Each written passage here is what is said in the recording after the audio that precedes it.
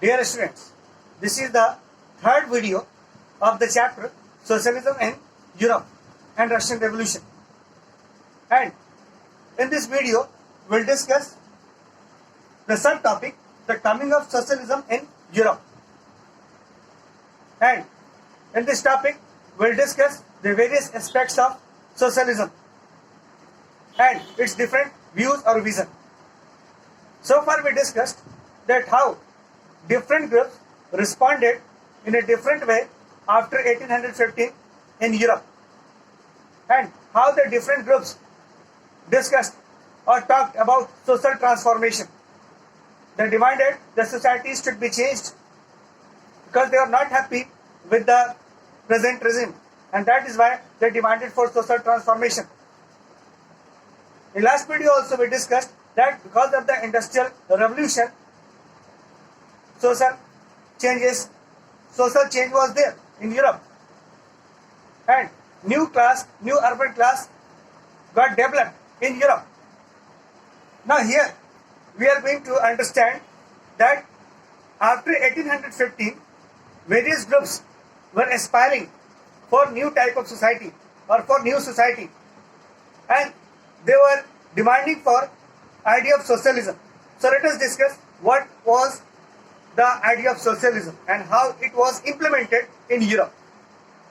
Now it is written very clearly that socialists or those who believed in the idea of socialism were termed as socialists. So socialists were totally against the private property, and they wanted that property should be socially controlled. So what does it mean? It means that the property should not be concentrated in few hands only, and few persons should not get the benefit only.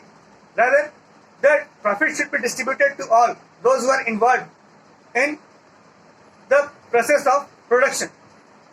If I am going to take the example of factory, in the factory workers are working very hard to produce goods, but ultimately the factory owner is going to get the benefit or the profit. Why? Because the factory is concentrated in the hand of factory owner. So ultimately he will get the maximum profit and the workers will get the peanuts. No. So here we have to understand that socialists were totally against the private property. If the private property would not exist, then the exploitation would not take place. So that was the viewpoint of socialists. So many groups came forward and they asked for the adoption of socialism in Europe, so that the society that would be formed in the future, it will be based on equality. It will be very just society. Now, if we are going to discuss about socialism, we must understand that even at the time, the socialists had different vision. Now here it is written about cooperatives. So one of the aspects of socialism was cooperatives. So what was cooperatives? Now Robert Owen, he was a scholar and he propounded this idea. And as per this theory, as per the theory of cooperatives, the cooperatives are the group of people which will work together and they will invest the money all together, and after that they will work together, and the profit that would be generated, it would be distributed among all equally. So that is the very concept of cooperative. So here in this case, no exploitation will take place because property or the resources will not be concentrated in only one hand or few hands. It will be distributed to all the participants who are going to participate in as a cooperatives. So basically cooperative is going to be formed with the cooperation of different people who are working together, and the profit that they will get, it will be distributed equally. So that was the concept of cooperative, and it came under the idea of socialist or socialism. So basically what we discussed, that in Europe a future society was to be explained in the coming time, and the future society would be very different from the present one. And many viewpoints were raised were presented at the time, and socialism was one of the view, and finally it was accepted. We already discussed about the radicals, we already discussed about the Democrats, we also discussed about the conservatives. But now people wanted that socialists should come forward and they should establish their own society so that exploitation should not take place. Now, in addition to the viewpoint of socialism, another man came forward and his name was Karl Marx. He propounded his theory and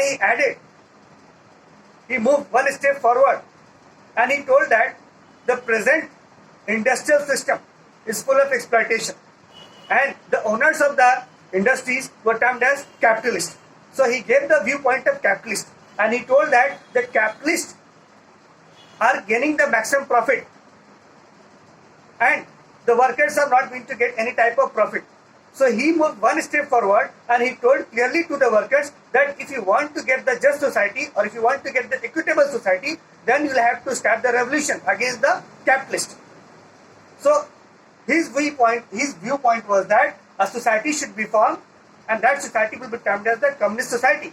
So in that society, the profit would be distributed equally and the society will be formed only if the capitalist will be removed. And how the capitalist would be removed? That was the question. He answered that capitalist would be removed by the workers through revolution. So he laid emphasis on the revolution. And finally, he gave the conclusion that country could not develop or society could not develop if the society is going to be managed by industrial society, or if the society is an industrial society, it will think about profit only. It will not think about the welfare of the people at large. So that is why he criticized the idea of capitalism. He completely rejected the idea of capitalism and he propounded that a society should be formed based on equality and that society will be termed as the communist society. So we saw that many different groups tried to form their own government after 1815, despite conservatives were there in the Europe. But in the long run, socialists came forward and finally socialism, the idea of socialism was implemented in the Europe. You have to understand, by 1870s, socialists came, they formed their group in different parts of Europe and they formed an international body. And the name of that body was Second International. So Second International was formed and its duty was to arrange the fund for the growth of socialism. Its duty was to propagate the ideas of socialism in different parts of Europe. But despite all the efforts, all the capabilities, they could not form the government in any part of Europe till 1940, till First World War. Here, their importance was realized. But even at the time, the rule was under, or the country, the different states were under the control, or the country was under the control of radicals, Democrats and conservatives. But later on, socialists also got chance, and finally we'll discuss that how they got chance to emerge in the Russia. We'll discuss in the upcoming topic, that is Russian Revolution.